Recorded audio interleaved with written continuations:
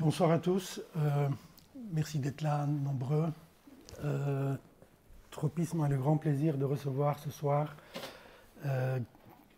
Christian Laval, sociologue et désormais romancier. C'est son premier roman. Donc, Christian Laval est un sociologue qui a écrit plusieurs livres avec un collègue complice qui s'appelle Pierre Dardot, qui ont écrit plusieurs livres, notamment Commun, qui est un livre qui a eu beaucoup de succès. Un autre qui s'intitule Dominé, qui a été édité en 2020, au début du Covid, qui pourrait être le premier volume de celui-ci. Donc, le nouveau qui s'intitule Instituer les mondes, pour une cosmopolitique des communs. Donc, Commun était déjà le titre d'un livre précédent. Maintenant, il est en sous-titre, il y a les mondes, instituer les mondes. Donc, il y a une pluralité qu'on va retrouver d'ailleurs dans le roman. Je reviendrai un petit peu avec lui sur ce terme d'instituer. En 2012, Christian Laval a écrit avec Pierre Dardot un livre aussi volumineux que celui-ci sur Marx, qui s'intitule Marx, prénom Karl, qui est une lecture ample de l'ensemble de l'œuvre de Marx et d'Engels, parce qu'on va voir qu'il y a des personnages, disons, autour de Marx, dans les parages de Marx, dont on parle très peu, notamment Engels, et puis la cadette Eleanor, sa fille, on reviendra là-dessus. Donc voilà, donc la matière, Marx, Christian Laval la connaît par cœur. Et donc, avant de parler du roman, Christian, d'où vient ce titre? Donc, instituer les mondes, pas construire, pas constituer, mais instituer.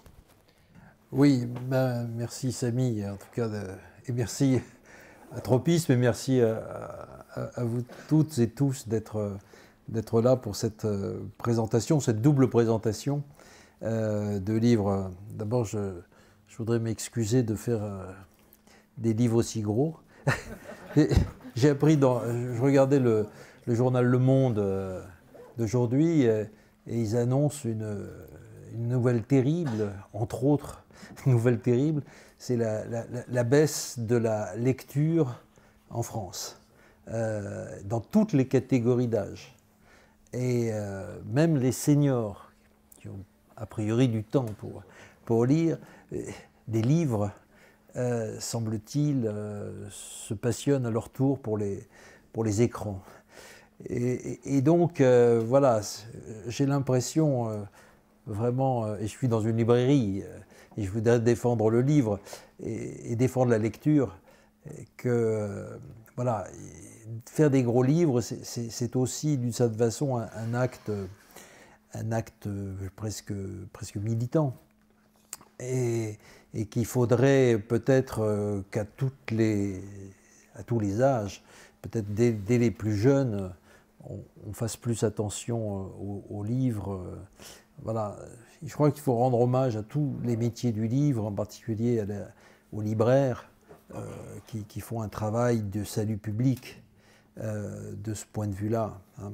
Et je sais à quel point, quand j'étais universitaire, et je m'en veux encore de ne pas avoir été suffisamment vigilant sur le fait de faire lire mes étudiants,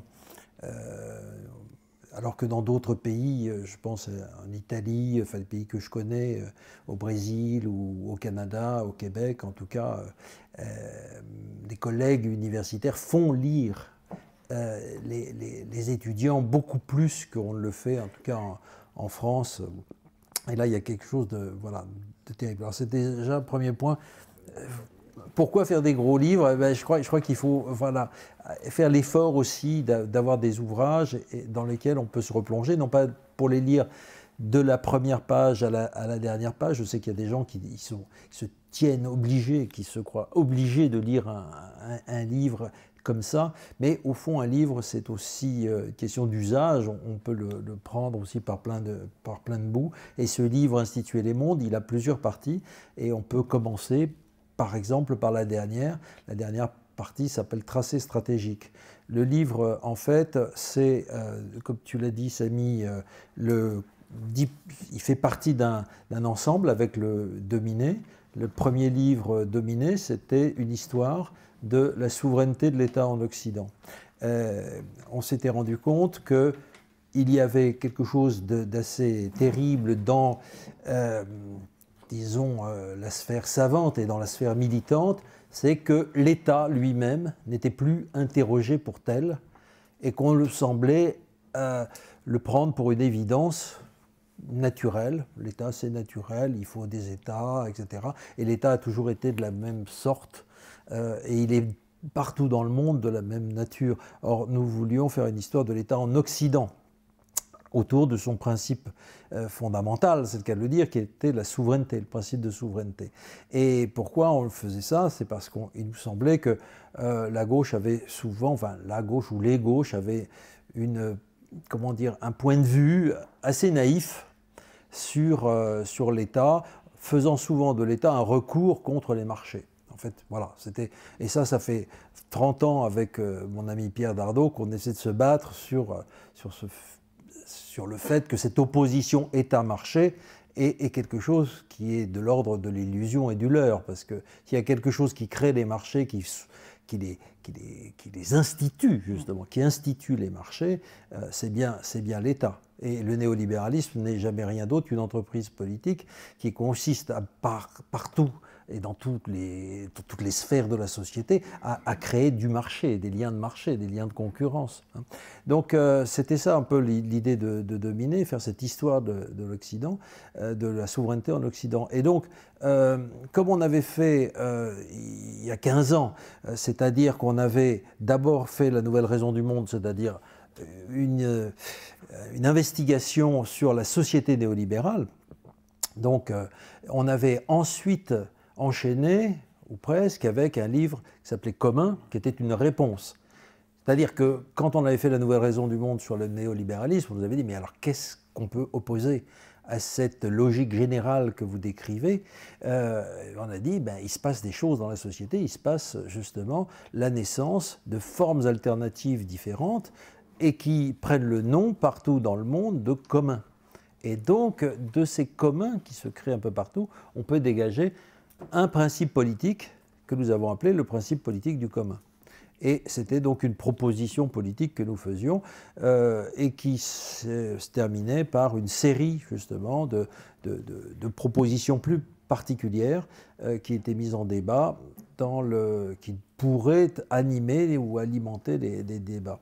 On a fait de la même manière, après Dominer, donc on a fait le revers, c'est-à-dire qu'est-ce qui se passe aujourd'hui à gauche qui pourrait nous permettre de résister au développement partout, enfin universel du néofascisme. Qu'est-ce qu'on pourrait penser aujourd'hui à partir des luttes telles qu'elles se sont déroulées depuis une vingtaine d'années? Parce qu'il faut toujours partir des luttes, enfin c'est notre méthode, c'est celle de Marx, toujours partir de ce qui se passe, des formes de lutte, des terrains de lutte, des mouvements, de leur organisation, etc., pour développer quelque chose qui ressemble à des stratégies ou à des formules stratégiques de réponse à la montée du néofascisme. Bon, la réponse la plus immédiate, c'est de développer l'internationalisme, c'est-à-dire face au nationalisme agressif et fanatique qui partout envahissent la sphère politique.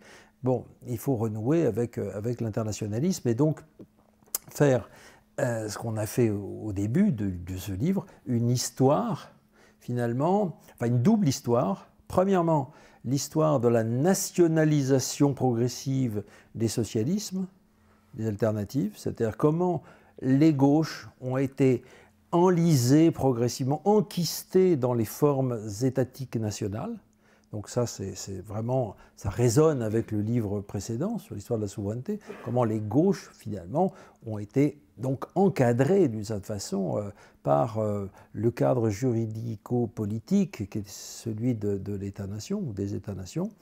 Et l'autre histoire, c'est comment les internationalismes se sont malgré tout développés jusqu'à leur échec du fait même du mur juridico-politique de l'État. Donc c'est ça un peu le mouvement du livre, avec un développement ensuite sur la nouvelle chance de l'internationalisme qui a été l'altermondialisme. C'est-à-dire vraiment là il y a eu un moment autour de la fin des années 90 et au début des années 2000, un réveil de cette idée que la lutte devait être internationale et qu'on ne pouvait plus se contenter des gauches nationales, d'une somme de gauches nationales, qu'il fallait un mouvement international et qui a pris l'aspect justement très nouveau de l'altermondialisme qui ne se résume pas du tout, c'est ce que nous montrons, qui ne se résume pas du tout aux vieilles formules de l'internationalisme ancien, prolétarien, etc. C'était vraiment une figure nouvelle dans l'histoire. Et on montre que, justement, après l'épuisement, un certain épuisement de l'altermondialisme, et il en est resté quelque chose d'important, eh bien, il y a des formes nouvelles de lutte. Il y a le mouvement des places, il y a la lutte des autochtones, il y a les luttes féministes et écologistes, il y a tout un ensemble de caractéristiques de ces luttes. Et alors, j'en viens justement à instituer ce qui est particulier dans le moment que nous vivons. Enfin, il n'y a pas que le néofascisme, il y a aussi le fait qu'un peu partout dans le monde s'instituent des formes de vie, des formes d'activité qui sont justement les communs, et que ces formes-là s'instituent, c'est-à-dire elles prennent la forme d'entités politiques, d'autogouvernement. Et ça, selon des modalités très différentes. Alors évidemment, on évoque les cas classiques du Chiapas, du Rojava, mais aussi des formes beaucoup plus partielles, les ZAD, les occupations, les différents types d'occupations, qui à chaque fois donc donnent l'idée, l'image, reproduisent la figure de formes politiques nouvelles, et c'est ça qu'on appelle instituer. Instituer, ça, pour nous, c'est toujours un acte instituant. Depuis commun, nous avons comme idée que ce qui importe dans les pratiques, c'est justement qu'elles donnent lieu à des institutions. Par institution, il ne faut pas justement penser seulement à l'instituer comme le fait une certaine sociologie, la vieille sociologie durkheimienne, etc. Elle pense toujours à l'institution comme un ensemble de choses établies qui s'imposent à des individus. Nous, on pense l'institution à la manière plutôt de Merleau-Ponty ou de Castoriadis, dans sa double mouvement d'instituer et d'instituant. Et donc, ce qui nous importe dans les mouvements révolutionnaires, et en ce sens, ils sont révolutionnaires parce qu'ils instituent d'autres formes. Avec, pourquoi les mondes, instituer les mondes, qu'est-ce que ça veut dire? Nous prenons comme maxime directrice, si je puis dire, de la nouvelle stratégie, non plus le mot d'ordre altermondialiste de « un autre monde est possible », mais le mot d'ordre ou la formule zapatiste qui est de créer un monde où il y ait place pour de nombreux mondes. C'est-à-dire qu'au fond, la réponse ne doit plus être celle de l'État général, du grand État mondial, surtout pas, ni non plus des États nationaux, ni non plus d'une internationale qui serait l'Association universelle des producteurs, telle qu'elle naîtrait finalement de l'uniformisation du monde par le capital. C'était la formule du XIXe siècle. C'est plus ça aujourd'hui. Ce qui se dessine à travers les mouvements, les luttes, etc., c'est le fait que se développent des formes d'autogouvernement des milieux de vie. Voilà. Le cadre n'est plus la nation, enfin le cadre que nous pensons être celui porté par les mouvements, ce n'est plus la nation, ce n'est plus non plus ce monde unique que l'on voudrait être celui des travailleurs, c'est celui des milieux de vie qui communiquent entre eux, mais qui surtout donnent lieu à un nouveau rapport entre non seulement les humains, mais les humains et d'autres formes de vie. Et c'est ça aujourd'hui qui se dessine, à travers les discours d'ailleurs, à travers le fait que de plus en plus, eh bien, les mouvements écologistes sont aussi des mouvements sociaux, sont des mouvements féministes. Ce que nous développons là, c'est cette idée de transversalisation générale, finalement, des luttes, autour de l'idée que nous avons à réaménager nos milieux de vie. Et par milieu de vie, ce n'est pas seulement les écosystèmes naturels, c'est aussi justement les écosystèmes institutionnels. Hein. Voilà. Donc c'est un peu l'idée du... Voilà, j'ai résumé un peu l'idée du bouquin, des 700 pages du bouquin. Oui, non, donc il y a au début d'ailleurs du livre, tu définis très exactement, surtout cette idée, mais on reviendra là-dessus dans le roman, de faire monde. Donc je lis, c'est là le sens qu'il faut donner au titre « Instituer les mondes ». La multiplicité des mondes n'est en rien quelque chose de donné, moins encore la figuration et la construction d'un monde commun à ces mondes multiples. Instituer les mondes relève ainsi non d'une position de surplomb sur les différents mondes existants ou en formation, mais d'une décision collective sur le sens de chaque faire monde, comme sur les rapports qu'il entretient avec les autres manières de faire monde. Donc il y a cette histoire de faire monde. D'ailleurs, à la page 18, on lit aussi « imaginer et construire ce que nous pourrions être ». Donc il y a cette idée de faire monde. Les formes de vie font monde et une multiplicité de mondes. Voilà, je pense que nous sommes dans une période très radicale. Enfin, c'est-à-dire que d'un côté, il y a les néofascistes qui sont là et qui, d'une certaine façon, à leur tour, font monde, bien sûr. C'est-à-dire créer un monde absolument infernal tel qu'on le voit dans le Trumpisme aujourd'hui. Et pour qui, finalement, faire monde, c'est d'abord hiérarchiser, c'est-à-dire créer des hiérarchies et évacuer tous ceux qui sont les surplus de l'humanité, dont on ne veut plus. Avec aussi quelque chose qui est important à retenir, c'est-à-dire que pour eux, l'intelligence artificielle, c'est ça qui va faire monde, vraiment. Bon. Et de l'autre côté, et là l'affrontement est absolument radical, je pense qu'il y a, porté par les mouvements dont je parlais, écologistes, féministes, paysans, étudiants, etc., il y a une toute autre logique qui se met en place, radicalement opposée, qui est de faire monde sur des bases qui sont celles justement du respect de l'environnement, de la tolérance bien sûr, de la liberté d'opinion, de la liberté de circulation, etc. Et donc il y a vraiment là quelque chose d'assez frontal qui est en train de se dessiner, qui se dessine déjà. Alors évidemment, certains disent mais il n'y a plus rien à faire, ils ont gagné, voilà, ils emportent tout, etc. Moi je ne crois absolument pas. Dès l'élection de Trump, quand on a sorti ce bouquin, à ce moment-là, on s'est dit non. Justement, ce qu'il faut, c'est aujourd'hui produire des analyses qui peuvent éventuellement servir au moment de la remobilisation. Et cette remobilisation, elle a déjà commencé. On le voit bien aux États-Unis. C'est-à-dire quand Bernie Sanders dit « le désespoir n'est pas une option », c'est le mot d'ordre aujourd'hui de l'époque. C'est-à-dire, effectivement, il faut relever la tête et se remobiliser. C'est ce qui se passe. Mais maintenant, la question, c'est de ne pas recommencer les erreurs et de ne pas s'enfermer dans les cadres établis, dans les cadres nationaux, étatiques, nationaux, chacun pour soi, chacun se bat contre ses ennemis, etc. Non, la question, c'est de revivifier, de régénérer des formes mondiales, des formes internationales. Et ça, c'est tout l'espoir qu'on peut avoir dans la gauche. Enfin, en même temps, on peut se désespérer de la gauche. Je me désespère, moi, de la gauche française. Mais en même temps, il y a des choses quand même, moins dans les partis que dans les mouvements, qui peuvent laisser espérer justement des formes de communication entre les mouvements, par exemple, etc. Bon, voilà.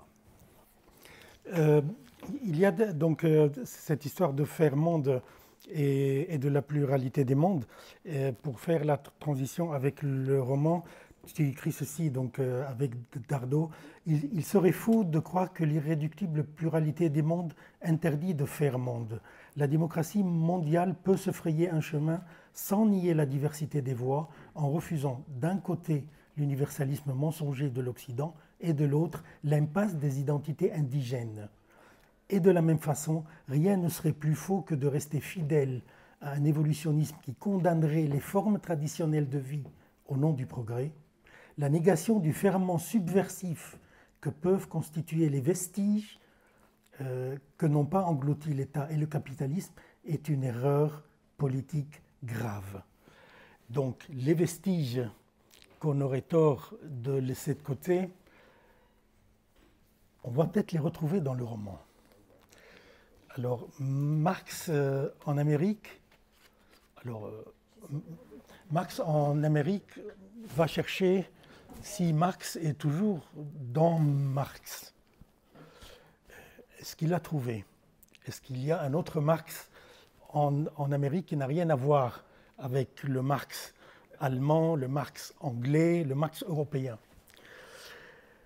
Marx en Amérique, alors voilà la couverture, donc sur la couverture, on dirait une ancienne affiche un peu burinée avec Marx et les Indiens autour. Donc c'est un roman d'aventure, très, très, très impressionnant, très érudit parfois, il y a une gravité.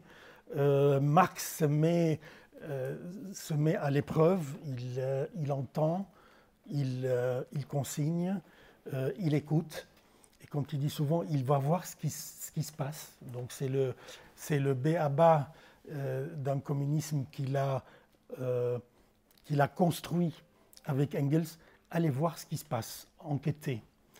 Et donc, est-ce que c'est un fantôme de Marx? Alors, tu dis au début dans l'avertissement, il ne m'est resté que la ressource combinée de l'imagination et de la documentation pour rendre compte d'un Marx inconnu, ou plus exactement d'un Marx possible. Suivre un fantôme est éreintant, surtout quand il s'agit de Marx. Il a ses exigences. Marx est un homme de savoir et d'action. Donc, Marx ne meurt pas en 83, il décide de partir en Amérique, il fait faire un semblant de funérailles. Avec l'accord d'Engels et de sa fille, il part aux États-Unis. Donc,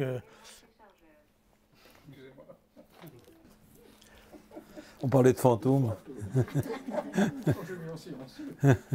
Donc, alors, on se rappelle tous, disons, la première phrase du manifeste, un spectre hante l'Europe.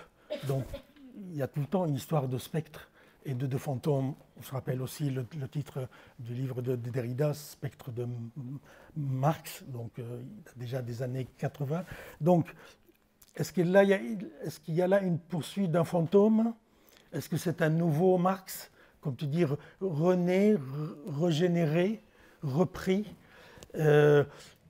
Alors c'est très étonnant parce que c'est une fiction, mais en même temps, comme on en a parlé, il y a des... Marx revoit un peu toute sa doctrine en observant les Iroquois. Et donc, il sera rejoint par Engels quelques années plus tard pour voir si les hypothèses sont encore bonnes. Alors, est-ce que c'est un nouveau Marx? Est-ce que c'est une reprise? Comment était venue cette idée de transposer Marx, transplanter, déporter Marx en Amérique? Est-ce que c'est une virée? Est-ce que c'est un virage? Est-ce que c'est une dérive? Quelle est la part, disons, du roman là-dedans? Le roman, il est vraiment assumé, c'est-à-dire dire que Marx n'est pas mort en 1883 et qu'il a été vivre chez les Iroquois, pas seulement vivre chez les Iroquois, il devient Iroquois. Donc c'est vraiment l'idée d'une métamorphose de Marx, donc il y a un roman authentique, si je puis dire, avec, comme je dis dans l'avertissement, évidemment une base documentaire à la fois sur Marx et sur les Iroquois. Donc pour ne pas tromper le lecteur, je n'invente rien du fait que Marx et Marx a une histoire qu'on connaît, a une doctrine, ou en tout cas a une œuvre qu'on connaît ou qu'on croit connaître, et que les Iroquois, on sait par de multiples voies ce qu'ils ont été. Donc ça, c'est sûr. Alors, c'est un roman, et c'est un roman, effectivement, un peu spectral. C'est-à-dire, là, je reprends évidemment l'intuition qu'avait Derrida en 1993, quand il écrit ce magnifique livre qui s'appelle Spectre de Marx. Et pour ceux qui, dans les années 90, désespéraient déjà du fait que, justement, l'idée révolutionnaire avait disparu, ils ont trouvé dans ce livre, à ce moment-là, dans ce livre de philosophie, quelque chose qui les a vraiment aidés, soutenus. Enfin, moi, ça m'a tout à fait soutenu. Marx n'était pas complètement mort, il vivait, et il était comme le communisme, c'est-à-dire il vivait de façon spectrale. Il vivait comment? De façon spectrale, il vivait à travers des héritiers. Le propre du spectre, c'est justement de réapparaître dans le réel, dans un réel. Donc, il s'agit effectivement de quelque chose comme ça, sauf que c'est pas de faire revenir Marx aujourd'hui qu'il s'agit, c'est pas comme un auteur, un historien américain, Howard Zinn, qui avait fait un petit livre qui s'appelait Le Retour de Marx. En fait, c'est dans ce petit livre qui était aussi une petite pièce de théâtre. Lui, il avait l'idée de faire que Marx revienne, atterrisse comme ça dans la réalité contemporaine. Là, il s'agit tout à fait d'autre chose, c'est de faire vivre, de faire continuer de vivre. C'est un plus de Marx, en quelque sorte.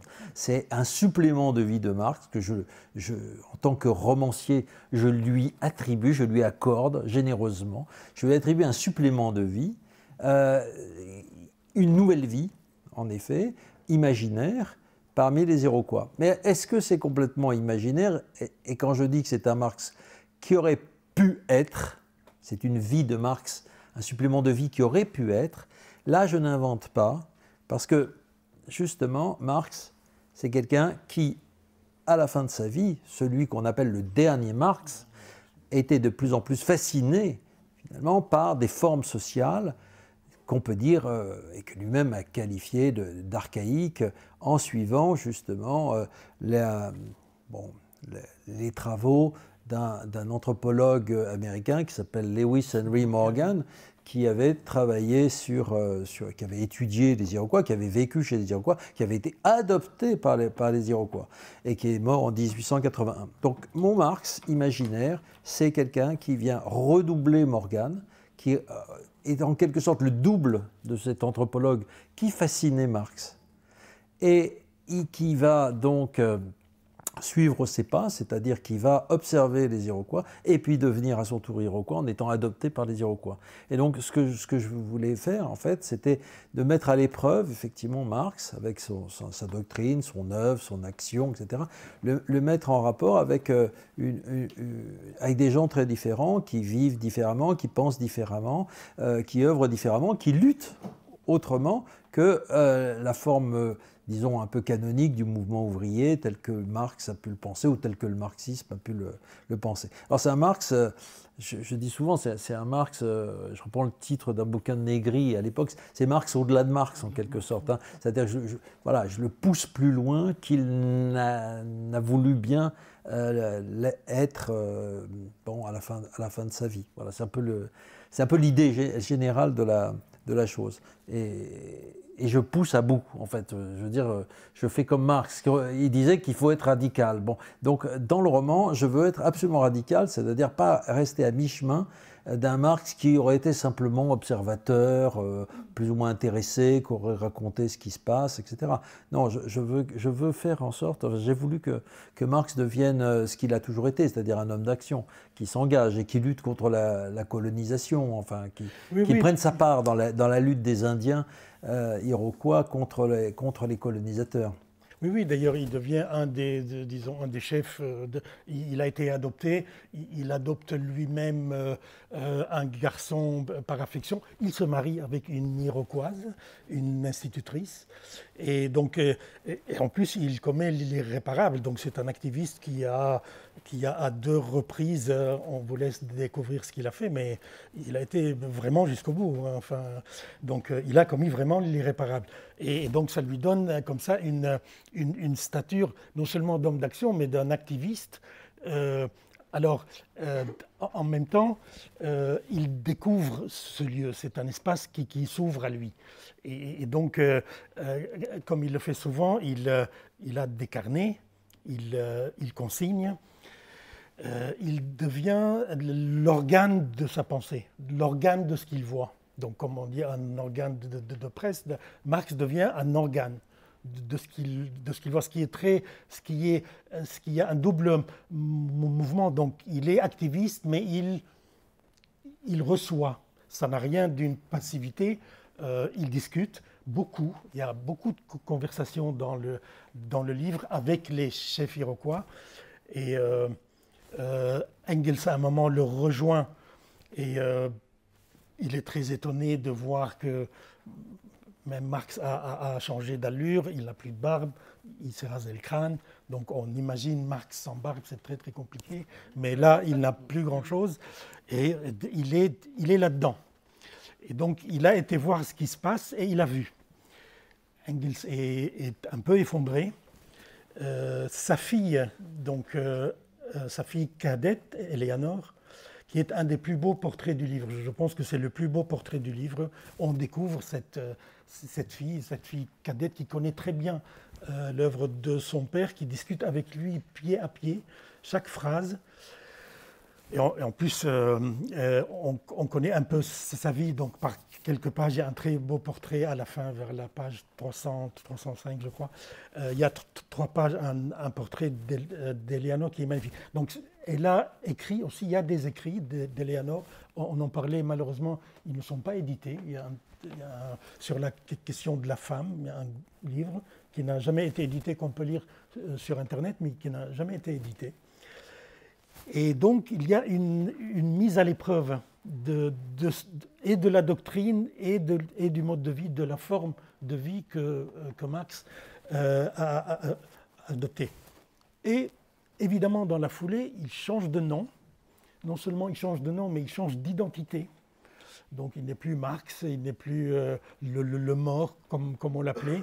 Il a changé de nom. Donc, il y a une métamorphose. Donc, c'est un Marx métamorphosé. Ce n'est pas un autre Marx, à mon avis, c'est un Marx métamorphosé. Donc il y a plusieurs Marx dans ce Marx-là. Et comme tu dis, ce n'est pas une totale invention. Peut-être comme tu disais, c'est un fantasme là que tu as écrit, mais ce n'est pas un Marx dénaturé. Donc les derniers écrits de Marx, il y a des carnets ethnologiques de Marx qu'il a écrit, qu'on peut lire. Il y a une édition, mais qui est inaccessible.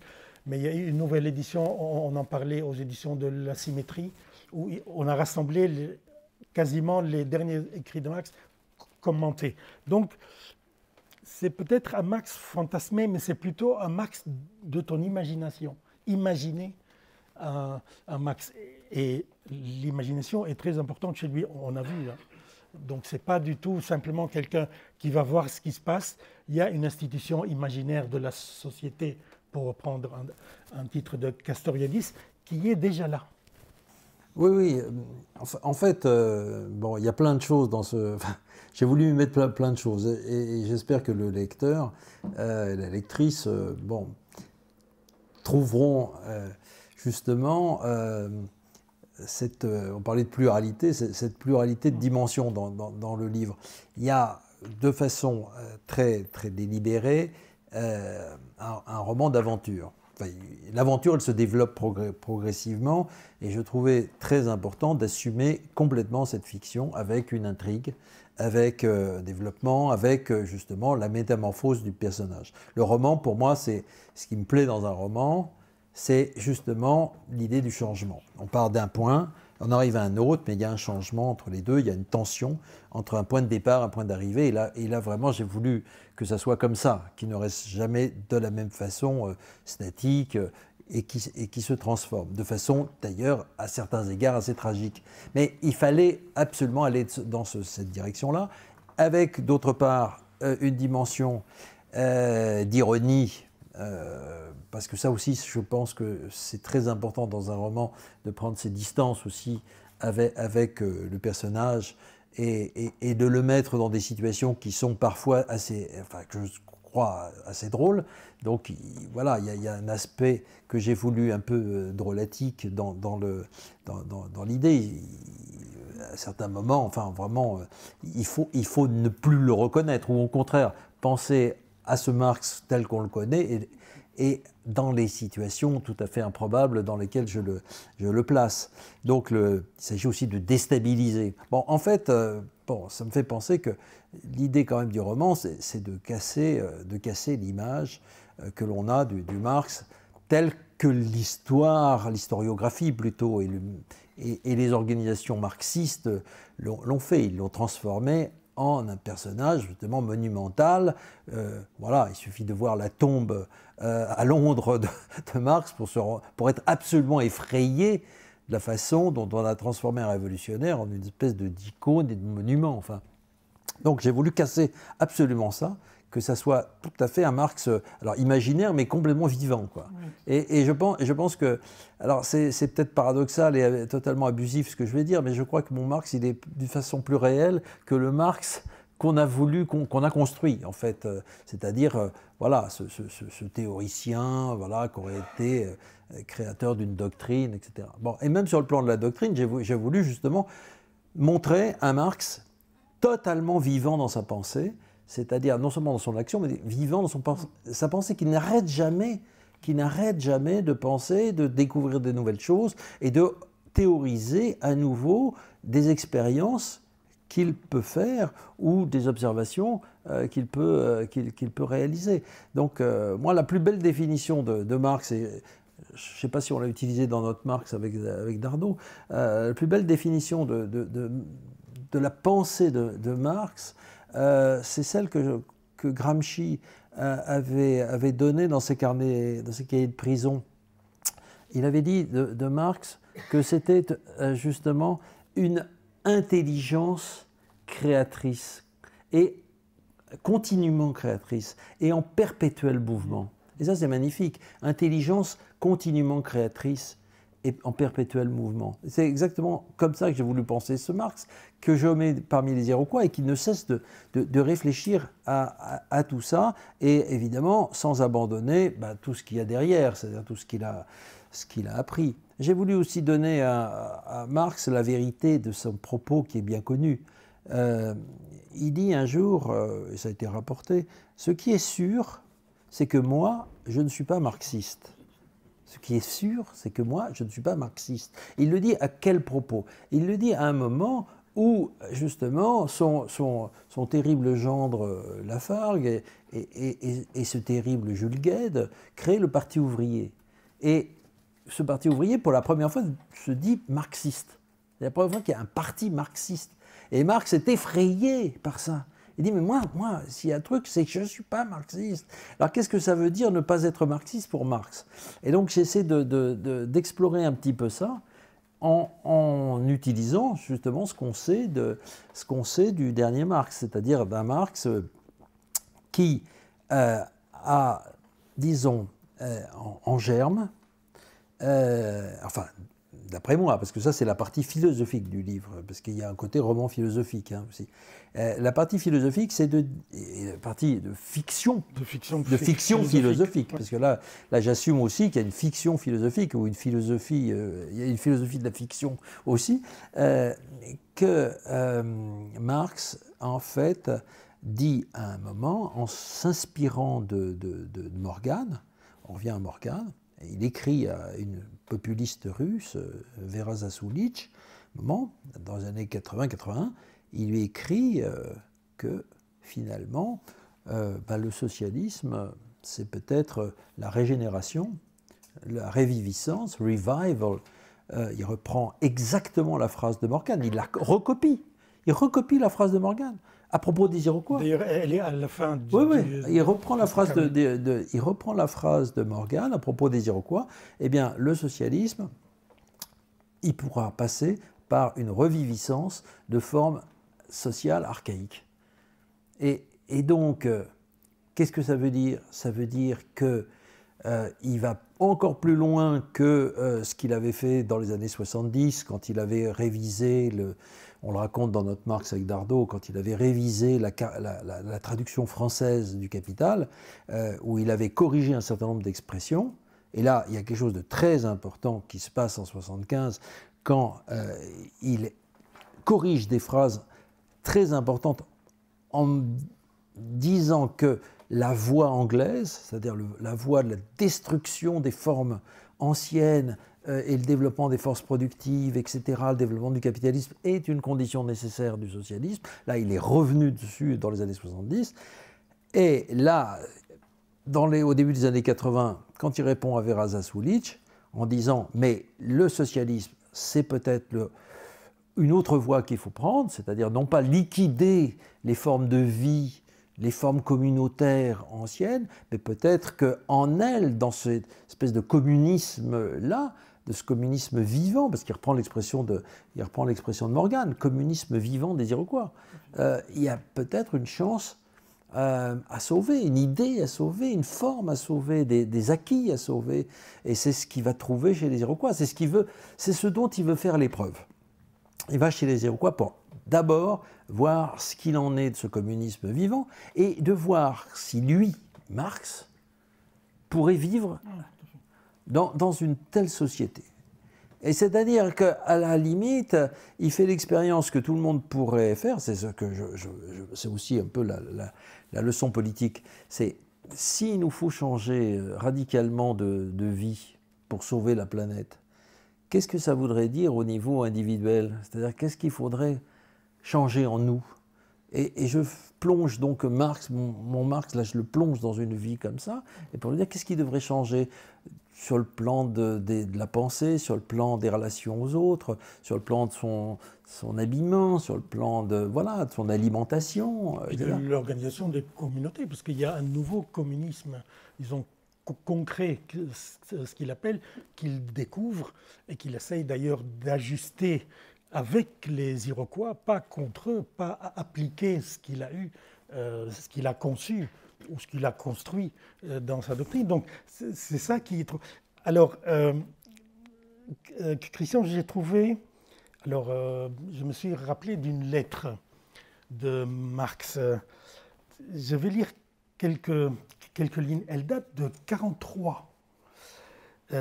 C'est une lettre à Arnold Rügg, donc, qui est un jeune hegelien, disons, du milieu intellectuel allemand. Donc, elle date de septembre 1943. Voilà ce qu'il dit.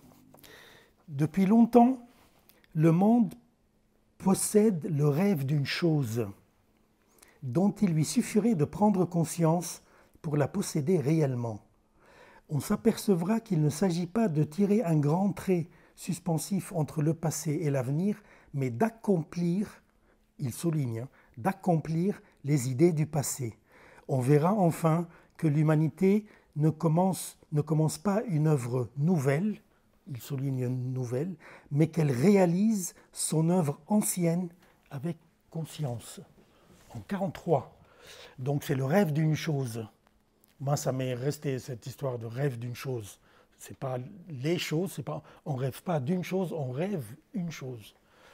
Alors, pour moi, Marx en Amérique est l'embryon de cette chose-là. Marx probablement a rêvé ce livre à un moment.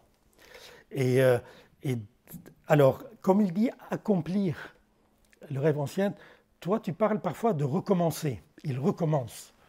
Alors, est-ce que chez les Iroquois, il accomplit l'ancien ou il recommence quelque chose à partir de l'ancien? Est-ce qu'il y a recommencement ou accomplissement? Il y a les deux, mon général. Il y a absolument les deux. Alors, recommencer, c'est quand même une grande idée qui désespère tout son entourage. Marx était obsédé par le recommencement. Il finit le Capital, enfin le livre 1 du Capital, il est publié et Marx dit à son entourage, à Engels, il dit maintenant il faut tout recommencer. Il y a quand même quelque chose d'extraordinaire, mais ça renvoie à ce que je disais de la phrase de Gramsci. C'est ça Marx, c'est ce continuel recommencement, cette intelligence créatrice qui ne cesse de recommencer. C'est-à-dire qu'au fond, il n'y a pas de point d'aboutissement. Et je fais de cette phrase vraiment l'éthique révolutionnaire. De toute façon, c'est ça. Le révolutionnaire, il n'abandonne jamais, il recommence. Et puis, de fait, il y a des éléments d'observation, des éléments du réel, des processus du réel qui l'amènent sans arrêt à changer ça. Je veux dire, aujourd'hui, on ne peut pas reproduire le capital. Enfin, il faut partir de tout à fait, des autres formes de capital, des autres modes d'accumulation du capital, etc. Bon, aujourd'hui, il faudrait partir, je ne sais pas, non pas du système de machines comme faisait Marx, mais des machines d'intelligence artificielle. Enfin, c'est ça le recommencement. Et donc, il y a ça. Et quand je disais, c'est un accomplissement aussi, c'est que... Ça, c'est lui, oui, mais c'est exactement ça. C'est-à-dire que le jeune Marx est déjà le dernier Marx.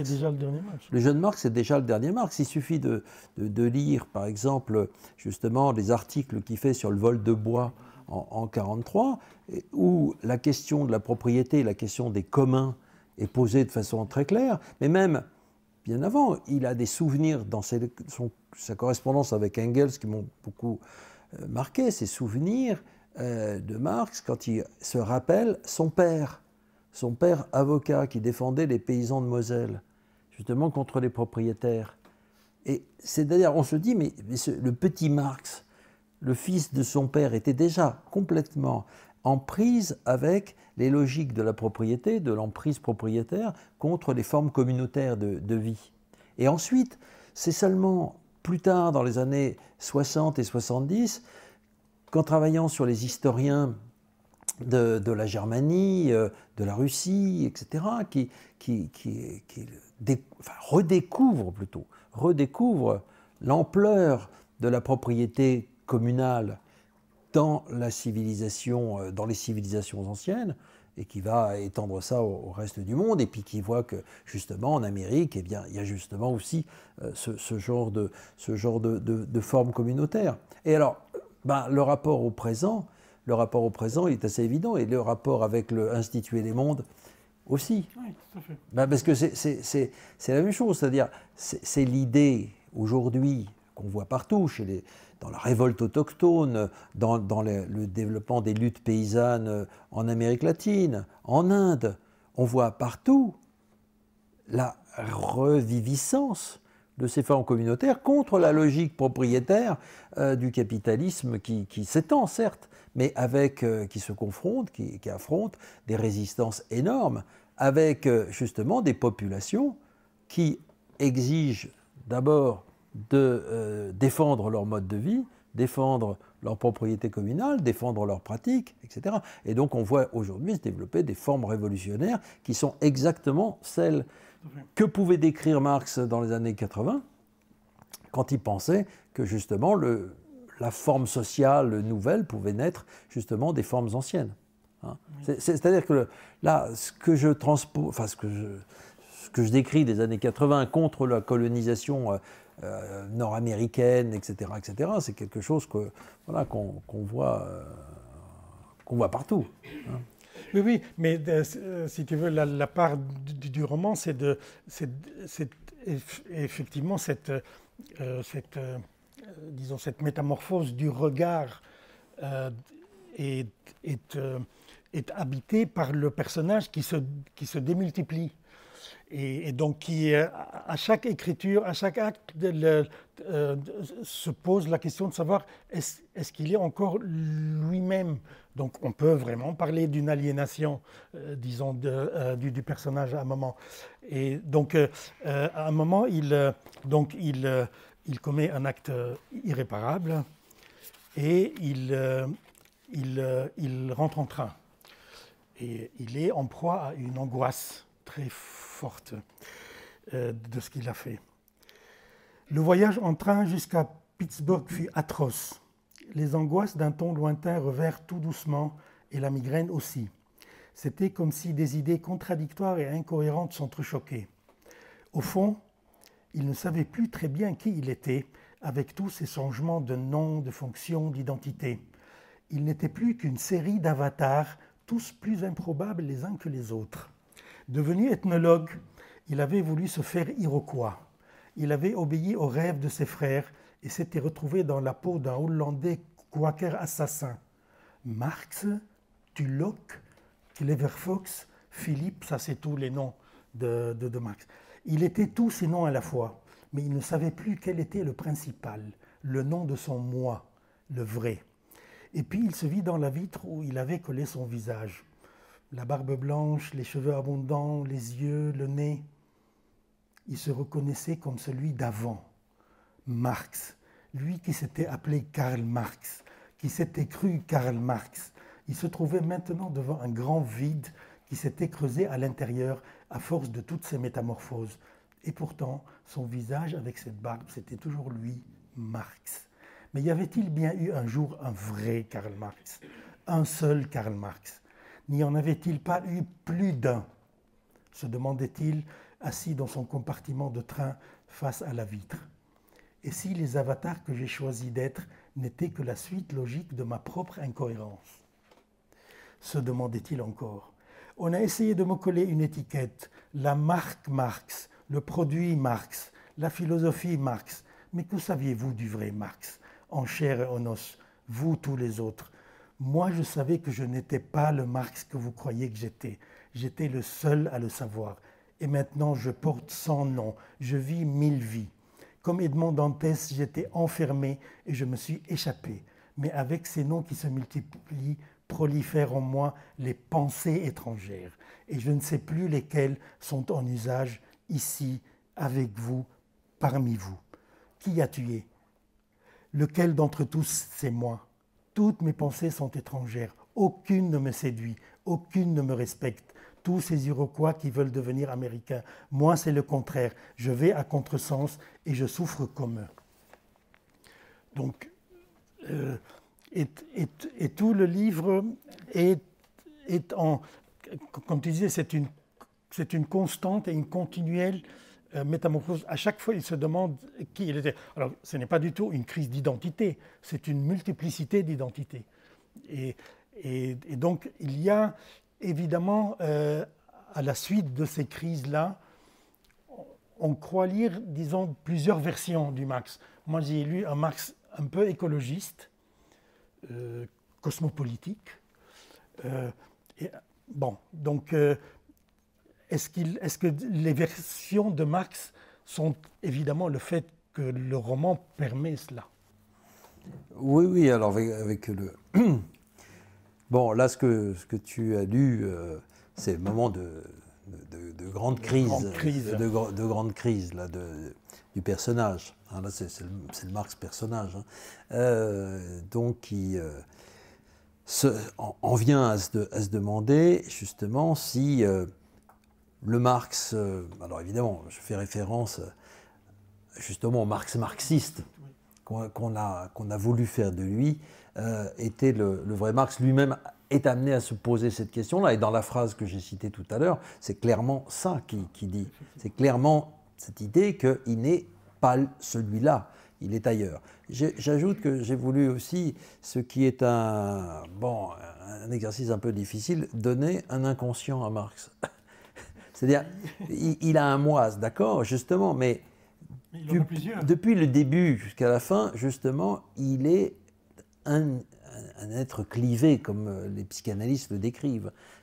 Il est partagé, il n'est jamais totalement unifié. Et il est pluriel, en effet. C'est ce qu'on avait d'ailleurs, avec Dardot, c'est ce qu'on avait dit dans tout le livre Marx, prénom Karl. Et justement, dès le titre, il y a cette opposition entre Marx et Karl. Il y a l'idée d'une scission, il y a l'idée d'une pluralité. Je crois que c'était déjà une première forme de déconstruction de l'image unifiée qu'on a de Marx. Et là, je poussais évidemment la chose à fond, c'est-à-dire qu'on a un personnage donc, qui a évidemment plusieurs figures et qui s'est à un moment donné perdu lorsque, devenu guerrier iroquois, chef de guerre iroquois et guerrier, il endosse le devoir de vengeance des Iroquois. C'est-à-dire que je plonge Marx dans une logique qui est celle des sociétés iroquoises, des sociétés qui au fond, fonctionne sur le registre, Pierre Clastre l'avait montré, sur le registre de la guerre. C'est-à-dire que j'ai voulu aller jusqu'au bout, non pas faire des Iroquois, des gentils petits sauvages qui voilà, sont très bons, c'est pas du tout le bon sauvage, ce sont des gens qui sont dans des logiques sociales auxquelles Marx participe, dans lesquelles il s'inclut, et donc il doit prendre sa part à la vengeance, et donc il doit tuer. Donc, oui, voilà, alors que voilà, bon, évidemment, il y a un clin d'œil, évidemment, bon, il y a un anthropologue que j'aime beaucoup, qui s'appelle Philippe Descola, et qui raconte dans Les Lances du Crépuscule qu'à un moment donné, il est chez les Achuards, et à un moment donné, il vit parmi eux, et à un moment donné, il est pris dans des rixes et des vendettas. Et là se pose le grand problème de l'anthropologue, jusqu'où je dois aller, jusqu'où je peux aller. Est-ce que je dois répondre aux désirs de mes frères, puisqu'il y a, bon, il y a des sortes de liens de parenté symboliques qui s'établissent, est-ce que je dois participer à la guerre qui se font? Alors évidemment, mon Descola, je dis non, là c'est ma limite. L'anthropologue ne doit pas aller jusqu'à la guerre et à participer à la castagne entre les groupes. Bon. Alors moi j'ai voulu aller justement, comme je disais tout à l'heure, jusqu'au bout, c'est-à-dire il va à la bagarre et bon, ça lui attire voilà, quelques ennuis. Oui, mais ça lui donne la possibilité, enfin il y a une profonde réflexion sur le mal, sur la cruauté. Sur l'implication dans une cruauté et la décision d'avoir. Donc, qu'est-ce qu'une décision dans ces cas-là? Alors, effectivement, il est pris dans cette réflexion-là. Donc, ce n'est pas simplement qu'il s'implique, il y a une réflexion réelle sur le monde. Oui, sur l'action, puis sur l'action aussi. Oui, tout à fait. C'est-à-dire, quelle est l'action? Qu'est-ce que c'est qu'une action légitime quand je suis dans une autre société? Je ne peux plus raisonner comme je raisonnais quand j'étais dans la société industrielle, avec le mouvement ouvrier, avec la lutte des classes traditionnelle, etc. Je suis dans d'autres formes de lutte, mais en même temps, c'est une lutte, bon, il ne tue pas n'importe qui, c'est une lutte contre la colonisation. Ah oui, tout à fait. Il tue, disons, à bon escient. Enfin, si on peut dire. Je te laisse, Samy. Non, mais parce qu'il se justifie, parce qu'il y a tout un passage où il se justifie au début. Après, il recule, il dit « Ah oui, non, peut-être que j'aurais pas dû, peut-être qu'il y a… » J'aurais pas dû aller jusque-là. Voilà, j'aurais pas dû aller jusque-là, mais il est très fin, enfin, il prépare ça comme un chef. Et donc, alors, pour terminer, à la fin du livre, il y a un cahier, donc un cahier qui est apocryphe. Évidemment, mais qui reprend quelques passages donc, de Morgan. Et il y a là-dedans un autoportrait donc, de Marx. Voilà comme il se décrit. Je soigne maintenant mon corps, je le respecte, je ne le soumets pas à ma volonté féroce, je ne l'exploite plus, je ne le maltraite plus comme un objet. Je le salue comme je salue les oiseaux qui s'envolent au matin et les poissons du soir qui sautent dans la rivière. Homme, cela veut dire créature de l'humus, né de la terre. Les Indiens ne l'ont pas oublié. Nous, les humains, nous partageons la terre en commun avec les vivants. Et le communisme n'est que la réciprocité entre les êtres qui la peuplent, la totalité des liens de réciprocité sur la terre. Les autres espèces nous voient, nous observent et finissent en nous subissant par nous connaître à leur façon, en fuyant, en disparaissant, nous ne voulons pas le savoir.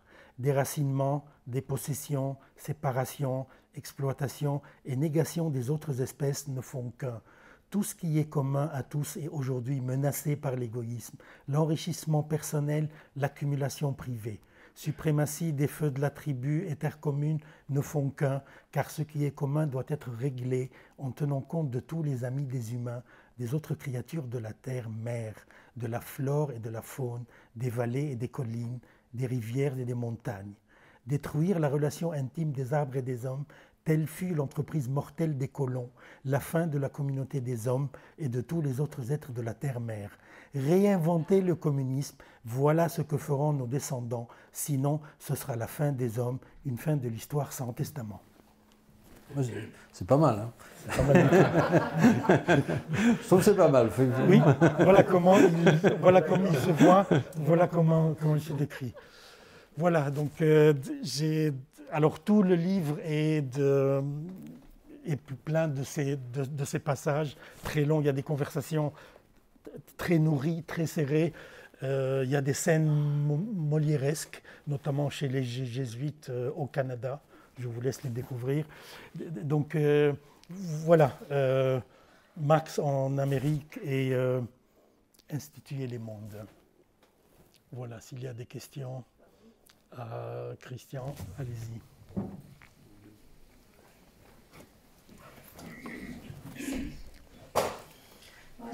C'est une question un petit peu basique. Qu'est-ce qui vous a conduit, après une étude politique, philosophique, sociologique, qu'est-ce qui vous a conduit à vouloir vous rapprocher un peu plus de cet homme-là?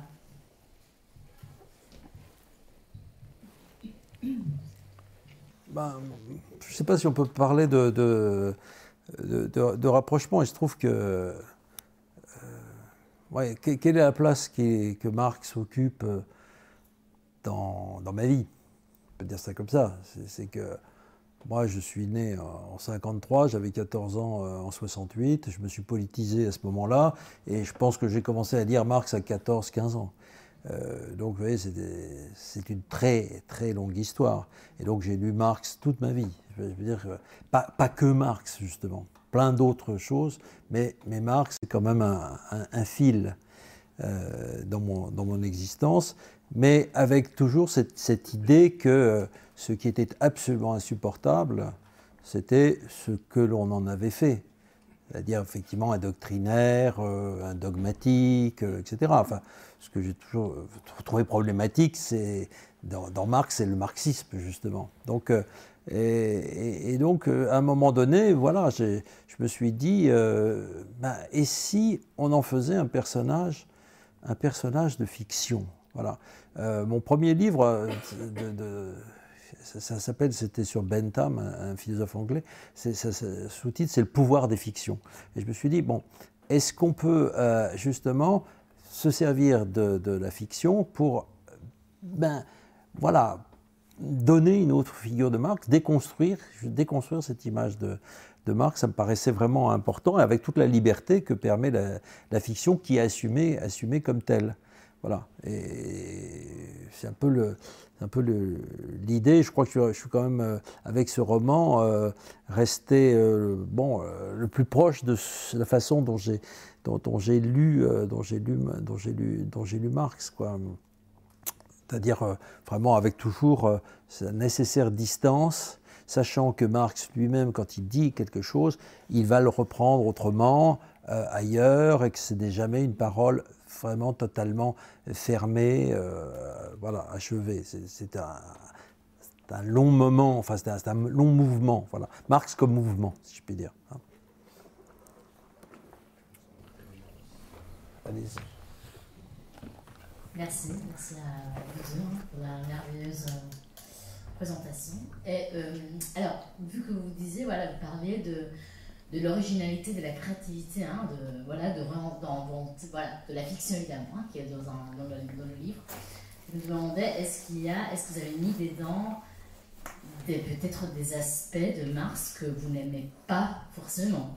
Parce que j'imagine que quand on vit à étudier Marx et à le connaître assez bien, au final, moi au moins j'aurais tendance à romanticiser un peu. Et donc voilà, je me demande si vous avez fait sortir aussi, après on le lira, on le verra, mais si vous avez fait sortir aussi des aspects qui peut-être ne sont pas si proches de ce que vous voudriez que Marx était. Voilà. Oui, parce que c'est un livre dans lequel il y a beaucoup de dialogue, ou disons prétentieusement de dialectique, c'est-à-dire qu'on parlait de la fille de Marx, Tussie, et Léonore. Et c'est elle qui lui rentre dedans, je veux dire, qui le met en accusation. Donc, Samy disait que c'était, un personnage important dans le roman. Depuis le début, en fait, c'est un personnage très important. Et quand je parlais d'inconscient, je pense vraiment, dans ce que j'ai mis, mais je crois que c'est pour une part vrai, c'est que la fille de Marx était quelqu'un qui avait un désir d'émancipation tourné en partie contre son père, et que ça, je le fais jouer à fond. Sauf que, précisément, la fille de Marx a comme volonté de vivre une autre vie. Elle veut vivre sa vraie vie, sa vie à elle, dit-elle. Ça, c'est vrai, elle dit « je veux vivre ma vie à elle et ne pas dépendre de ce vieux grognon de père qui est toujours malade, qui se plaint tout le temps, etc. » Elle a 27 ans, elle s'occupe encore de son père. Et son père lui a fait subir un certain nombre de choses pas très drôles, en particulier en censurant sa relation avec l'immense historien de la Commune de Paris, Lissa Garay. Bon. Donc, elle lui en veut, et en même temps, elle a ce désir de vivre une autre vie. Et ce que j'attribue à Éléonore, c'est d'avoir fonctionné comme, en quelque sorte, le désir de l'autre. C'est-à-dire exactement comme quelqu'un qui a un désir et que Marx entend comme tel et reprend à son compte, en quelque sorte. Donc il y a ça, il y a la relation, Il y a d'autre part le fait que Tussy porte en elle une autre idée de la Révolution. Elle est quelqu'un qui dit, et elle l'écrit, qu'il ne faut pas attendre le socialisme pour que la femme s'émancipe. Il ne faut pas non plus seulement concentrer toutes ses forces dans l'optique politique, il faut aussi organiser la classe ouvrière dans le syndicalisme. C'est quelqu'un qui pense que le mouvement révolutionnaire, c'est un mouvement qui est à la fois politique et qui est aussi syndical et qui est aussi féministe. Et il y a quelque chose d'extrêmement contemporain chez cette fille, et elle met en question justement son père sur le fait qu'il a tendance à vouloir reporter l'émancipation après la Révolution, après la prise du pouvoir, et elle le met en question. De la même façon, elle est quelqu'un, un personnage réel, qui était très proche d'un grand socialiste anglais, en même temps artiste, qui s'appelle William Morris. Quelqu'un qui était la grande amie de la fille de William Morris, May Morris, et qui était en même temps militante avec lui pour créer des organisations socialistes, la Ligue socialiste en Angleterre. Et je lui fais porter quelque chose qui est aussi très important, c'est la place de l'esthétique dans la Révolution. Et en fait, dans les dialogues, je lui fais jouer le personnage finalement d'incarnation, enfin, d'un socialisme ou d'une dimension esthétique de la Révolution que son père avait tendance plutôt à négliger. Quoique, en même temps, je leur fais partager quelque chose à l'un et à l'autre, qui est la place de la littérature dans la Révolution, c'est-à-dire et dans l'esprit révolutionnaire. Ce qui est tout à fait fascinant, c'est quand même la place du théâtre chez l'un et chez l'autre. Marx et la famille Marx et la poésie.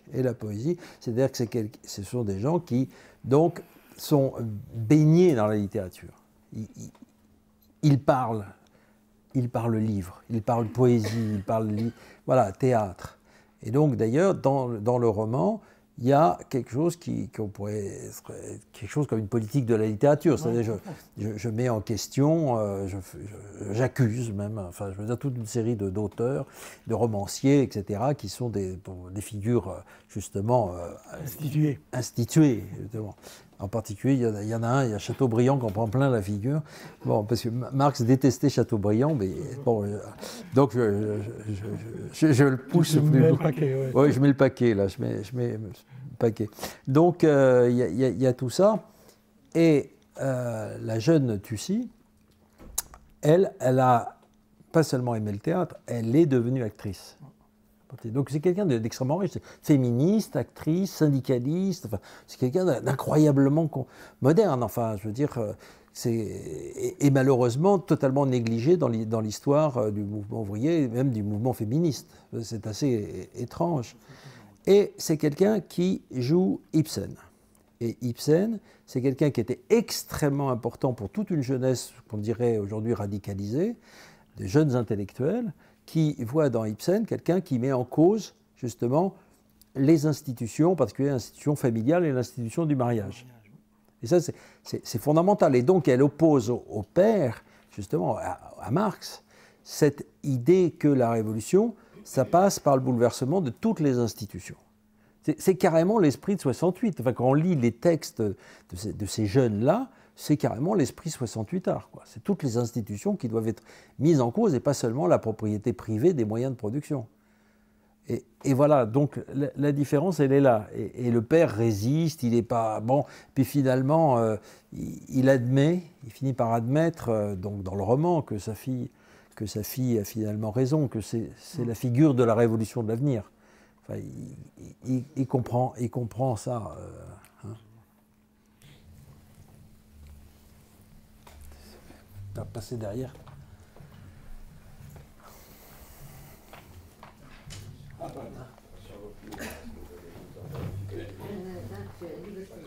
Ligoté quand même. Tout d'abord un grand merci. Et je trouve que frotter Marx au genre de l'Uchronie, c'est toujours très intéressant. Et je voulais vous demander si votre roman ne s'inscrit pas dans un certain air du temps. J'ai lu avec beaucoup d'intérêt le bouquin de Kohei Saito, que vous remerciez, donc un philosophe japonais qui tire le dernier Marx vers un Marx de la décroissance.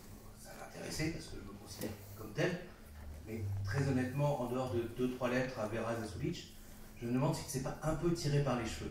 Alors, j'ai l'impression que vous inscrivez un petit peu dans cette histoire, que la longue trajectoire intellectuelle et de vie de Marx, vous la prolongez dans cette direction. C'est une hypothèse super intéressante, qui est bien dans l'air du temps, mais est-ce que c'est vraiment, comment dire, il y a des fondamentaux dans le textuel ou paratextuel? Oui, vous avez raison, c'est un Marx, écologiste.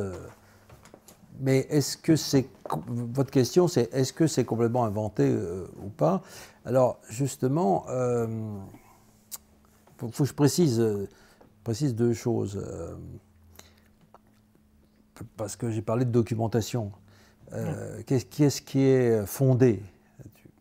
Qu'est-ce qui est inventé? Qu'est-ce qui est fondé? Bon, y a plein de personnages qui sont inventés à côté de personnages qui ont existé. Hein.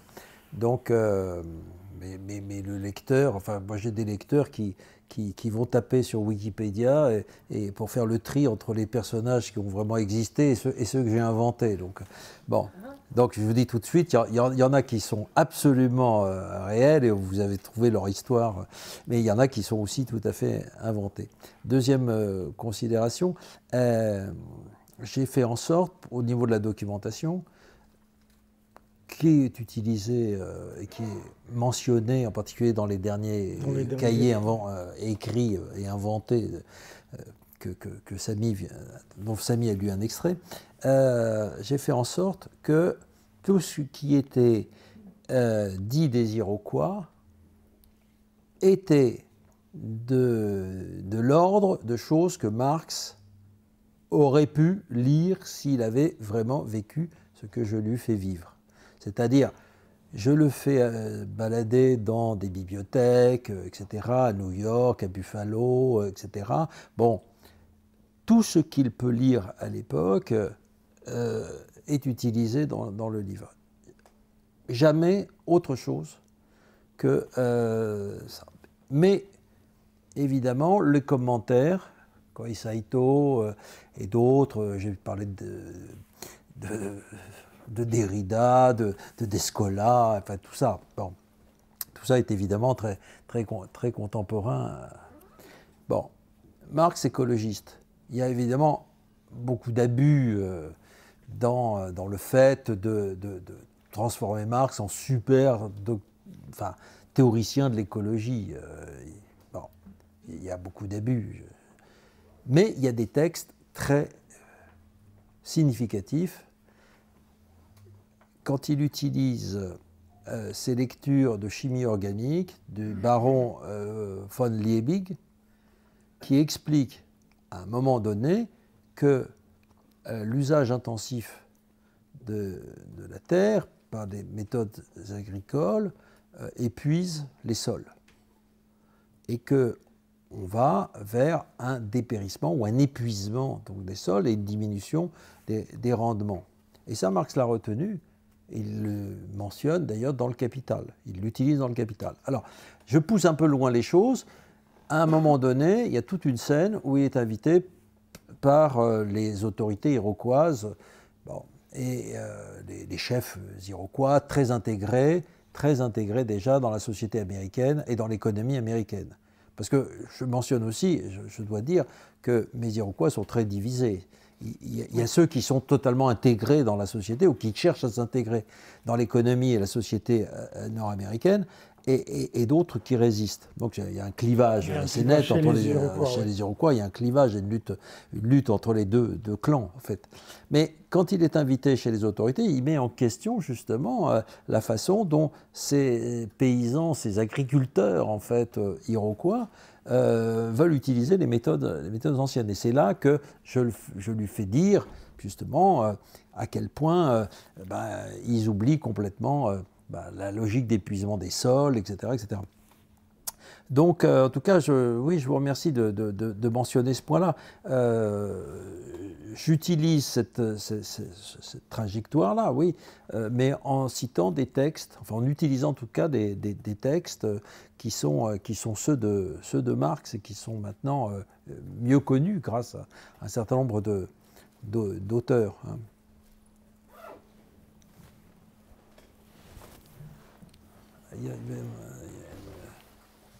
On a perdu un micro, là, l'autre micro. Merci pour ce partage. C'est épatant de voir que vous vous lancez dans le roman. Bon, évidemment, les amateurs de littérature vont se sentir un peu lésés en nombre de pages par rapport aux amateurs d'essai. Voilà, non, ils peuvent lire. Ils peuvent lire les deux. Ils peuvent lire les deux. Je n'ai pas compté, mais on dirait qu'il y en a un qui est plus gros que l'autre. Oui. C'est vrai. Le double même. Le double. La première question concerne plutôt l'essai. En fait, comment instituer la volonté d'instituer des mondes alors qu'on a le sentiment quand même que ce qu'on vit actuellement au niveau politique, social, scolaire, n'est peut-être pas dans ce sens-là. La deuxième, ça donne envie évidemment de découvrir ces Iroquois et on se demande un peu comment ils se sont construits au contact des colons. On a une partie de la réponse puisqu'ils se sont un peu divisés. En tout cas, la communauté s'est divisée et comment ils sont construits au contact de Marx en fait. Est-ce qu'on a l'impression que Marx a donné beaucoup d'épigones et un avenir fort en Europe et là-bas, au niveau de la communauté iroquoise, on ne sait pas, mais je ne sais pas si vous allez répondre parce que vous voulez peut-être qu'on lise le roman jusqu'à la fin. Oui, on ne va pas tout dévoiler, hein, parce que non, on ne veut pas spoiler, comme on dit, la fin. En fait, sur le premier point, évidemment, tout semble aller à contresens de ce qu'on avance dans notre essai. Tout semble aller dans le renforcement des États qu'on dit autoritaires et que nous qualifions de gouvernements néofascistes. Tout semble aller dans ce sens-là. Et on est, les uns et les autres, je comprends bien l'humeur générale, on est démoralisés. Et il y a de quoi. Bon, mais nous, peut-être la vertu de ce livre, c'est de lutter contre une certaine amnésie. On est sidéré par l'actualité immédiate, on oublie que depuis 25 ans, se sont développés des mouvements absolument énormes, d'une puissance tout à fait fantastique, en particulier, l'altermondialisme a été un grand moment, mais aussi le mouvement des places, des occupations, que depuis quelques années, une véritable internationale féministe s'est développée avec des formes de lutte très originales, avec des grèves. En Amérique latine, on a vu ces mouvements-là, mais on a vu aussi des mouvements étudiants partout, qui ont jusqu'à présent réussi, qui ont dans certains cas réussi à bousculer des gouvernements. On oublie complètement ça, on oublie le Chili, on oublie le Québec. Même dans l'actualité, en fait, on passe il y a des choses qui passent inaperçues. Tu parlais qu'il fallait regarder ce qui se passe. Oui, ben, ce qui se passe, c'est aussi les mouvements étudiants et même des mouvements sociaux en Serbie, la révolte contre Erdogan en Turquie. Enfin, on a finalement une illusion d'optique, si vous voulez, où comme on ne nous parle que des régimes autoritaires, que des guerres, que des agressions impérialistes, etc., on a l'impression qu'il n'y a plus que ça. Or, il n'y a pas que ça, justement, et il y a partout des tas de mouvements et des formes, justement, d'alternatives qui sont toujours présentes, même si on n'en parle pas, etc. Bon, nous, ce qu'on dit simplement, c'est qu'il faut regarder ça et voir ce qu'on peut en faire. Et on insiste sur la question de l'organisation ou de l'institution. Et en même temps, on essaie de dessiner des pistes, c'est-à-dire par exemple la façon dont les organisations de gauche, les syndicats, les associations, les partis devraient se transformer de façon démocratique. Enfin, toute la philosophie du livre, elle est très simple, hein. Elle est de dire que la gauche a longtemps au fond, négliger l'articulation des moyens et des fins. Voilà. Et que si on ne met pas la fin dans les moyens, c'est-à-dire si on ne transforme pas les moyens en fonction de la fin, si on ne rend pas la fin immanente aux moyens, c'est-à-dire si on ne met pas, si on ne place pas dans les moyens qu'on se donne, dans les institutions qu'on crée, justement, la fin désirable, c'est-à-dire une fin démocratique, égalitaire, sous la forme d'un autogouvernement, eh bien, on n'arrive à rien. Qu'un parti de gauche se dise de gauche et fonctionne de façon verticale, de façon très autoritaire, sous la domination d'un chef, etc., c'est totalement aberrant. C'est quelque chose qui est éminemment condamnable, pas seulement moralement, mais politiquement, parce que précisément, c'est introduire de la contradiction entre les moyens et la fin. Donc, en gros, le livre, il est un peu là-dedans, il faut tirer des expériences qui articulent moyens et fins, tirer de cela des éléments stratégiques, des éléments de considération stratégique. Bon, quant au roman, Marx, en fait, il ne cherche pas tant à être le leader des Iroquois. Il est quelqu'un qui va, en quelque sorte, dessiner, enfin, ce qu'il dit à ces Iroquois qui vont perdre. Et il sait qu'ils vont perdre, que la lutte sera une impasse parce qu'ils sont trop faibles. Il dessine des horizons. Ces horizons, c'est ceux de l'essai, si je puis dire. C'est ceux d'instituer les mondes. Mais sous une forme c'est-à-dire, en fait, voilà, le lien entre les deux, c'est que pour Marx, il annonce l'essai. Bon, c'est-à-dire la fin de l'essai résonne avec le roman. Si on lit les 50 dernières pages, il y a un passage... Oui, Samy, tu as tout à fait bien compris, c'est qu'il y a tout à fait cette idée de la grande internationale. Mais qu'est-ce qui a inventé là-dedans? Il y a un truc vraiment extraordinaire chez les Iroquois. Ils sont connus pour avoir formé une confédération des 6 nations, les 6 nations iroquoises, une confédération démocratique. C'est une organisation politique qui a été jusqu'à, dit-on, inspirer les colons, les colons anglais, en fait, c'est-à-dire l'organisation des colonies anglaises. Benjamin Franklin aurait été tout à fait fasciné par cette organisation-là et ça aurait inspiré la forme que les colonies se seraient données. Bon, c'est une hypothèse discutable et discutée. Mais en tout cas, il y a quelque chose de tout à fait remarquable chez les Iroquois, c'est que cette confédération des 6 nations, d'après leur légende, n'est pas fermée aux 6 nations. Elle pourrait s'ouvrir à tous les peuples qui pourraient se regrouper derrière ce qu'ils appellent, ou sous ce qu'ils appellent le grand arbre de la paix.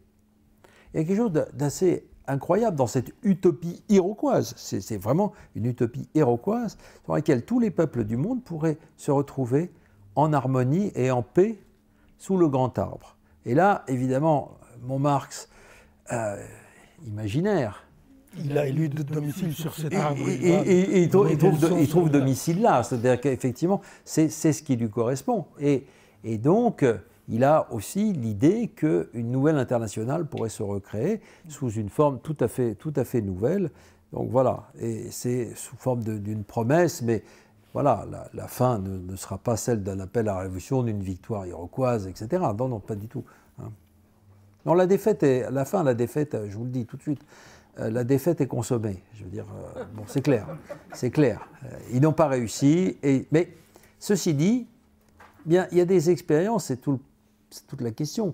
Il y a des expériences qui ont échoué et qui sont prometteuses. Moi, par exemple, ce qui me fascine, c'est combien la Commune de Paris, qui a duré un peu plus de 70 jours, 72 jours, je crois, vit encore. Enfin, justement, de façon peut-être justement spectrale. Tout le monde, enfin tous les mouvements, les zadistes, les Chiapas, et tout ça, tout le monde évoque la Commune de Paris. En Turquie, on évoque la Commune de Paris. Bon, il y a quelque chose quand même qui fonctionne ainsi. Et donc, j'ai voulu reproduire un petit peu quelque chose de cet ordre-là avec les Iroquois et tout ce qui représente. Oui. En tout cas, merci beaucoup, c'était super intéressant, ça donne envie de lire les deux.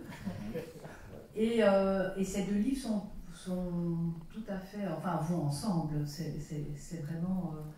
et je me demandais, vous avez parlé de vestiges dans le premier livre, il me semble, du fait de vestiges, il parle. Des vestiges, du fait que c'était intéressant d'aller voir dans les vestiges de l'histoire pour s'en inspirer pour aujourd'hui, et c'est peut-être un peu ça que vous faites en remettant Marx, et que, enfin, voilà, je trouve que cette idée, j'aime beaucoup cette idée, c'est très créatif aussi de se dire, de s'inspirer du passé, des vestiges du passé, de ce qui n'a pas été accompli pour aujourd'hui. C'était un peu de ça l'idée. Enfin, merci beaucoup. Mais en tout cas, il faut faire le tri dans le passé.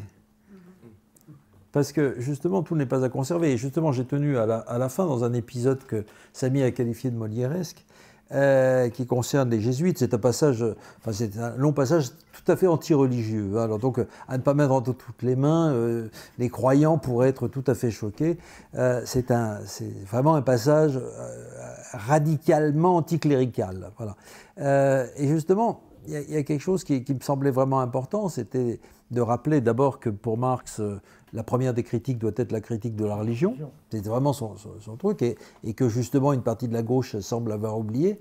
Bon, il fallait quand même rappeler ça et montrer que justement la grande question de la révolution, c'est qu'est-ce qui doit être conservé. Et s'il y a des formes justement anciennes, des modes de vie, des formes de vie, etc., qui doivent être absolument préservées, il y en a en même temps d'autres qui sont oppressives, aliénantes, etc., qu'il faut au contraire repousser, que sinon, c'est pas la peine de faire la révolution. Si on doit tout conserver, autant rester comme on est. Bon, donc il y a ça, il y a des vestiges du passé, et il faut faire voilà, il y a une sélection. Peut-être que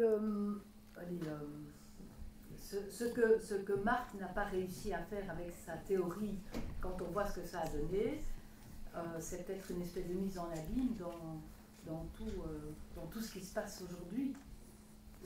Oui, mais oui, dans l'idée de Marx en Amérique, il y a aussi un Marx que je dis possible, et peut-être aussi une révolution qui aurait pu être tout à fait différente de celle qui a eu lieu. Et donc, le devenir du communisme est interrogé aussi par là. C'est-à-dire qu'au fond, le grand échec du communisme d'État, évidemment, c'est quelque chose qui est un peu en filigrane dans l'ouvrage. Hein. C'est quelque chose qui hante aussi le volume, et même tous les travaux qu'on a faits, c'est toujours un petit peu ça. C'est-à-dire, qu'est-ce qui peut être aujourd'hui, on pourrait dire sauvé de Marx, en quelque sorte. Qu'est-ce qui peut être sauvé de Marx à une époque où, justement, le marxisme organisé a donné lieu à des formes politiques aussi monstrueuses Elles l'ont donné. Donc c'est quand même la grande question. Donc moi j'ai voulu faire ça comme ça et renouer aussi avec une littérature qui garde une ambition politique et une ambition révolutionnaire.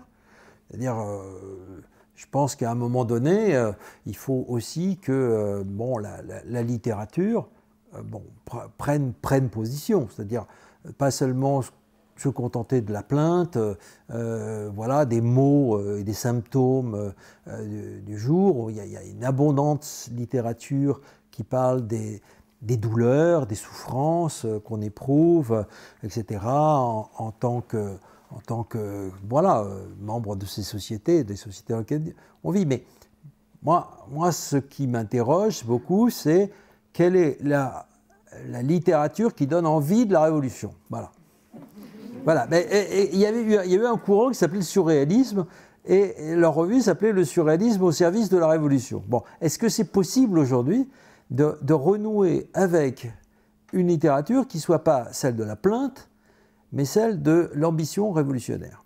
Voilà, c'est un peu le défi. Et j'étais très attaché à un texte, très frappé par un texte d'une jeune écrivaine qui s'appelle Nathalie Quintane et qui a fait un texte qu'on trouve sur Internet et qui est quelque chose comme pourquoi l'extrême gauche n'aime pas la littérature. Et bon, la réponse que j'ai, c'est est-ce que la littérature, finalement, elle donne vraiment envie de bousculer les choses? Au contraire, elle a un côté terriblement démoralisant et dépressif. Bon, moi j'ai voulu faire un livre antidépressif. Voilà. J'en ai marre de lire des trucs où, voilà, mon papa a fait ça, ma maman a fait ça, etc., mon frère a fait ci, etc. Bon, vous voyez ce que je veux dire, quoi. On est plein de ces livres-là, et vous sortez de là, vous dites, bon, pourquoi il ou elle n'a pas été en analyse, quoi. Je veux dire, elle a fait 200 pages sur ce truc, et peut-être qu'en analyse, ça aurait été plus simple. Bon. Ils ont peut-être été en analyse, voilà.